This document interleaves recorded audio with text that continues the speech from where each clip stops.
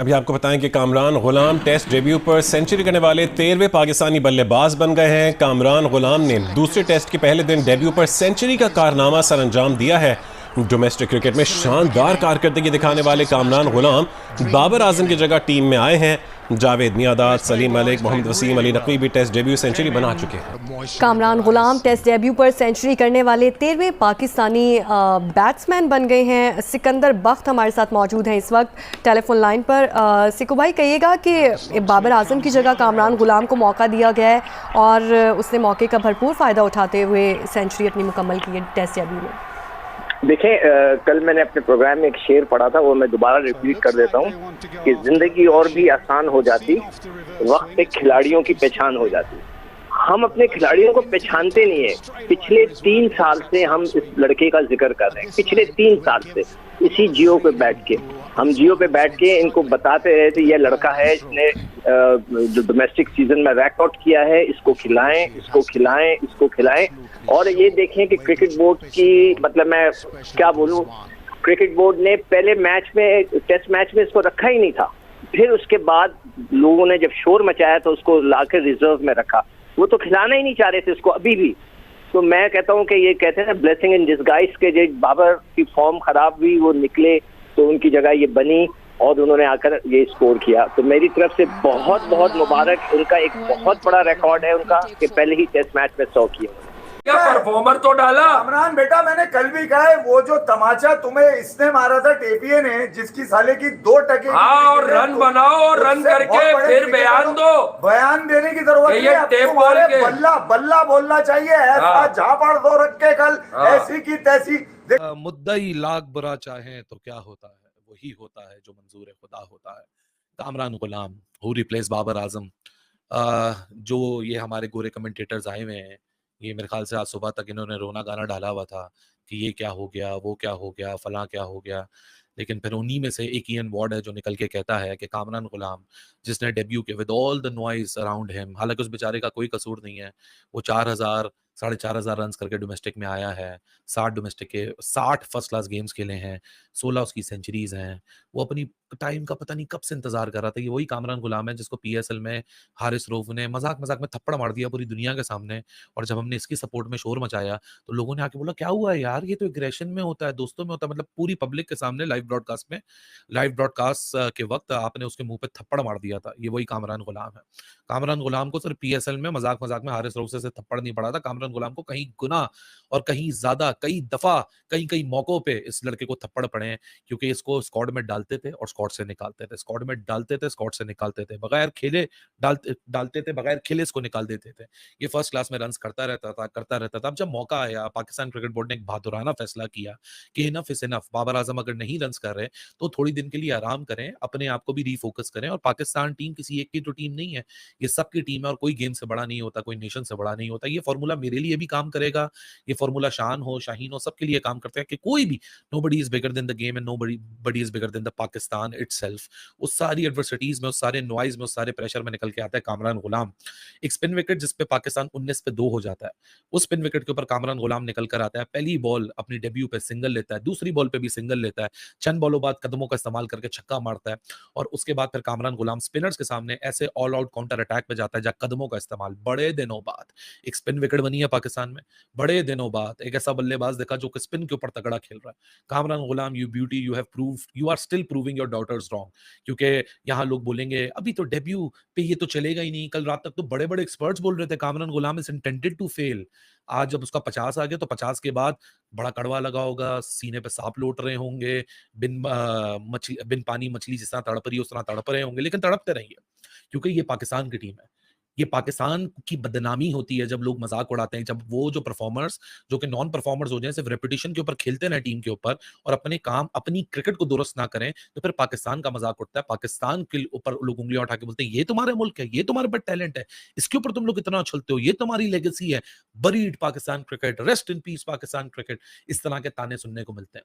उसमें एक उम्मीद की किरण जागती है जहां कामरान गुलाम आता है और आज वो दिखाता है कि गट्स के साथ स्पिनर्स के सामने कदमों का इस्तेमाल, solid defence, solid technique, energetic body language, caution के साथ एक calculated aggression, taking the bowlers right from the word go. जहां बेन स्टोक्स जैसा इनोवेटिव कप्तान जो कि फील्ड को क्लोज इन करता है, जो कि ऑड पोजीशंस के ऊपर फील्डर को प्लेस करता है, उसकी पूरी जो फील्ड का जाल होता है उसको पेनिट्रेट करना। कामरान गुलाम ने छोटे से शॉर्ट स्पैन ऑफ टाइम में ये प्रूव किया कि भाई साहब मेरे अंदर भरपूर टैलेंट है और मैं बहुत अरसे से तैयार था, मेरे साथ ज्यादती होती थी, बार बार मुझे स्क्वाड में डाल के निकालते थे, स्क्वाड में डालते थे, निकालते थे, खेलने का मौका नहीं देते थे और मैं सिर्फ बैठ के बेंच के ऊपर तालियां बजाता था, लोगों को पानी पिलाता था, पीएसएल में किसी से थप्पड़ खाता था और बस मेरा करियर इसी तरह था। आज उसको ऊपर वाले ने मौका दिया और क्या मौका था कि वो पलट के देख नहीं रहा। पाकिस्तान की तरफ से डोमेस्टिक के बहुत देरीना कारकर्दगी दिखाने वाले कामरान गुलाम जो तड़प रहे थे, तरस रहे थे, और जराए बताते हैं मोहम्मद यूसुफ ने इनकी खातिर सिलेक्शन कमेटी से रिजाइन किया। ये जराए बताते हैं, मोहम्मद यूसुफ खुद नहीं बताते। आज उन्होंने एक ऐसा करारा चमाट मारा है। साइम अयूब और डेब्यूटेंट कामरान गुलाम ने बहुत अच्छी बैटिंग की। कामरान गुलाम की जो बैटिंग की जो हेडलाइंस हैं वो ये हैं, टेम्परामेंटली स्ट्रांग है, स्पिन को बहुत अच्छा खेलते हैं, फील्ड जो सराउंड किए हुए थे क्लोज इन फील्डर्स उसकी वजह से वो दबाव का शिकार नहीं हुए, पॉजिटिव तरह से स्पिनर्स को हैंडल किया और फिर ये नहीं कि 50 के बाद आउट हो गए या 60 के बाद उन्होंने चांस लिया, वो लंबी इनिंग्स के लिए आए थे और फायदा ये है कि ऐसी पिचेस पे वो फर्स्ट क्लास क्रिकेट में खेलते रहे हैं। फिर ये कि बाबर आजम की जगह खेल रहे थे सो उसका एक प्रेशर तो जरूर होगा, मगर जब आप डेब्यू कर रहे होते हैं या इस सिचुएशन में होते हैं तो फिर एक नो फियर अप्रोच से आप खेलते हैं क्योंकि कोई एक्सेस बैगेज के साथ आप उतरते नहीं हैं क्रीज के ऊपर, सो एक्सपेक्टेशंस लो होती हैं डेब्यूटेंट से, मगर बहुत ही फोकस के साथ बहुत कॉन्फिडेंटली उन्होंने इनिंग्स को आगे चलाया और क्रंच मोमेंट्स में बहुत अकलमंदी के साथ उन्होंने बैटिंग की। कामरान गुलाम को बहुत बहुत मुबारक हो, उसकी फैमिली को, उसके फ्रेंड्स को, उसके सर्कल जितना फ्रेंड्स का क्रिकेटरों का उसके दोस्त हैं वो कितने खुश होंगे, ये पाकिस्तान कितना खुश होगा कि एक लड़का आया डेब्यू में, उसने आके 100 किया और मुश्किल कंडीशन में। इतने इजी इस पिच पे रन्स बनाने नहीं है, क्योंकि रन्स इजी उस वक्त होते हैं जब आप जीत रहे होते हैं, टीम आपकी डाउन है, प्रेशर में टीम है, 6 टेस्ट मैच हारे हुए हैं और टीम को ज़रूरत है जीतने की, तो वहाँ आके उसने रन्स किए हैं। कामरान गुलाम मैं कहता हूँ एक्सीलेंट बैटिंग की है और बैटिंग क्यों की है, 60 मैचेस उसके फर्स्ट क्लास के लगे हुए हैं, 1600 लगे हुए हैं, तो आज इसकी बैटिंग से ना डोमेस्टिक क्रिकेट जीत गई है कि डोमेस्टिक क्रिकेट से बड़ी कोई चीज़ नहीं है। अगर आपको प्लेयर चाहिए, अगर इंटरनेशनली रन चाहिए, मेंटली स्ट्रॉन्ग चाहिए, पॉजिटिव बॉडी लैंग्वेज हो, प्रेशर को हैंडल करना हो, तो आज उसने दिखा दिया कि ये है डोमेस्टिक क्रिकेट की वैल्यू। जो आप लोगों ने, आपकी लॉबी ने, आपके जो फेवरेट्स हैं, उन्होंने डोमेस्टिक क्रिकेट का सिस्टम धर्म भरम किया। आज उसने 100 करके ना चपेड़ मारी उन बंदों पे जो डोमेस्टिक क्रिकेट को वैल्यू नहीं देते थे, जो डोमेस्टिक क्रिकेट के परफॉर्मरों को आने नहीं देते थे। जहाँ मौका मिलता था वहाँ अपने फेवरेट्स को मौका दे जाते थे, नजायज़ फेवर करते थे। जो पाकिस्तान की आज क्रिकेट यहाँ पे पहुँची है, इसी माइंड सेट की वजह से पहुँची है। Excellent Kamran, excellent. मैं कहता हूँ कि यहाँ पे सेलेक्टर्स को भी क्रेडिट देना चाहिए, नए आए हैं, उनके लिए ईजी नहीं था। असद शफीक, आकिब जुवैद और अजहर अली, उन्होंने डिसीजन लिया, दिलेरी दिखाई है। क्रिकेट से बड़ा कोई भी नहीं है, यहाँ पे परफॉर्म करेगा वो खेलता जाएगा, यहाँ पे परफॉर्म नहीं करेगा 4 इनिंग्स 5 इनिंग्स, इतना लंबा टाइम 2-2 साल कोई नहीं देता। अभी बहुत सी चीज़ें चेंज होनी है। अगर पाकिस्तान की क्रिकेट बेहतर करनी है तो ऐसी चीज़ों को सपोर्ट करना पड़ेगा जो पाकिस्तान की क्रिकेट के लिए बेहतर है। चेयरमैन साहब को सपोर्ट करना पड़ेगा, उनको बिल्कुल नजायज़ चीज़ों की फेवर करने की ज़रूरत नहीं है जो पाकिस्तान की क्रिकेट के लिए ठीक नहीं है। जब आपकी किस्मत में 100 करना लिखा होगा ना, आप बाबर आजम की जगह खेलेंगे और आप 100 कर जाएंगे। कौन सोच सकता था कि बाबर आजम की जगह एक बंदा डेब्यू पे आके 100 करेगा। पानी अपना रास्ता खुद बनाता है। ये जितने लोग आज ड्रेसिंग रूम में कामरान गुलाम के 100 करने के बाद खड़े होके तालियां बजा रहे थे ना, इन सब ने रोका हुआ था कामरान गुलाम का डेब्यू। कहते हैं कि क्रिकेटर्स के लिए ना आपको शर्म का वर्ड यूज नहीं करना चाहिए, लेकिन ड्रेसिंग रूम में जितने लोग आज खड़े होकर तालियां बजा रहे थे वो सब एक दूसरे की तरफ देख के थोड़ी सी शर्म तो आई होगी, लेकिन किसी ने कहा नहीं होगा कि तुझे शर्म आ रही है, तुझे शर्म आ रही है, क्योंकि पूरे ड्रेसिंग रूम के लिए शर्म का मुकाम था कि आपने कामरान गुलाम जैसे टैलेंट का, जिसकी कई सालों से बात चल रही है कि यार ये बच्चा रेडी है, इसको खिला दो पाकिस्तान से, बॉल 1 से आपको कामरान गुलाम का कॉन्फिडेंस नजर आया। मतलब इंग्लैंड के अगेंस्ट पाकिस्तान टीम वैसे ही नीचे लगी हुई है, जैसे ही वो बैटिंग करने आया है वो खड़े होकर अपना स्टांस ले रहा है। अगर उसको टाइम लेना है तो वो टाइम ले रहा है, अगर उसको विकेट देखनी है, बैठना है, खड़े होना है, वो अपना टाइम लेता रहा। उसने किसी चीज का प्रेशर नहीं लिया। वो होता है ना, एक बच्चे का डेब्यू हो तो वो आके बस जल्दी जल्दी खेलने का करता है, ज्यादा विकेट पे टाइम नहीं लेता, अपना स्टांस भी अक्सर नहीं सेट करता और प्रेशर में आके आउट हो जाता है। लेकिन कामरान गुलाम साहब ने अपना प्रॉपर टाइम लिया और जब 100 किया तो बैठ के बस अल्लाह का शुक्र अदा किया, क्योंकि ये जो ड्रेसिंग रूम में सारे लोग बैठे हुए हैं, ये इनके हाथ में अगर हो ना, अगर इंसान के हाथ में किसी की तरक्की हो, तो इंसान तो किसी दूसरे की तरक्की होने ही ना दे, और इंसान सिर्फ अपने फेवरेट बंदों की तरक्की करवाई जाए कि यार मेरे फेवरेट बंदे बस ऊपर जाते रहें। आज इंटरनेट पे बहुत ज्यादा लोग जो वीडियोस बनाते हैं, सारे बाबर आजम को क्रिटिसाइज करेंगे हद से ज्यादा, क्योंकि उनकी जगह पे जो आया है उसने 100 कर दिया है।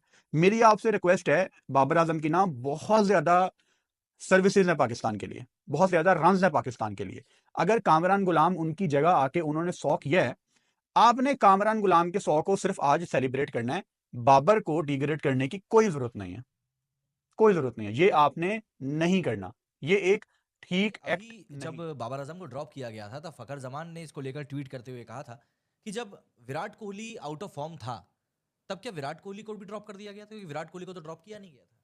और ये चीज़ अमूमन देखी जाती है कि पाकिस्तान क्रिकेट में जब भी कुछ होता है तो उसका एक कंपैरिजन इंडिया के किसी ना किसी नैरेटिव को जोड़कर तो बाहर निकाल ही दिया जाता है। बाबर आजम की जगह पर कामरान गुलाम को आज मौका दिया गया था और बंदे ने पहले ही मैच में, अपने डेब्यू मैच में सेंचुरी ठोक दी, और वो भी तब जब 2 विकेट बहुत जल्दी गिरने पर वो क्रीज पर आया था, है ना।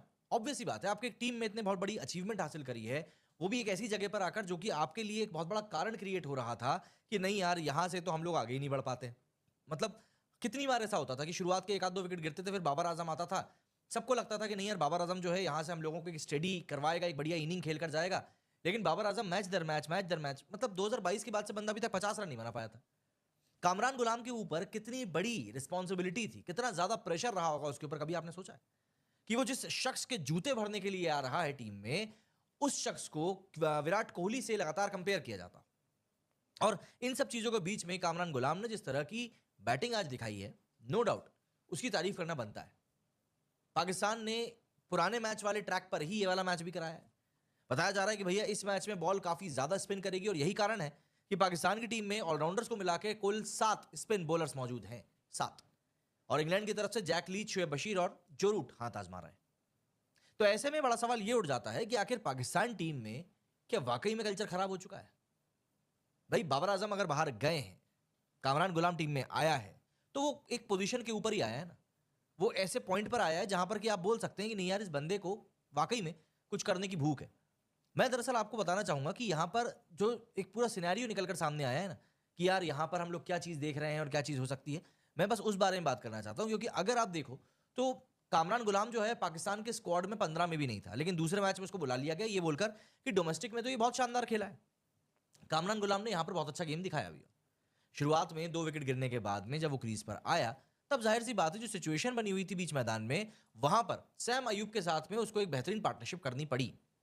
149 रन की इन दोनों के बीच में पार्टनरशिप हुई और इसी पार्टनरशिप के बूते पर कहीं ना कहीं आज पाकिस्तान खेल खत्म होने पर यह कह सकता है कि चलो ठीक है, बहुत बेहतर ना सही लेकिन हम फिर भी ठीक कंडीशन में।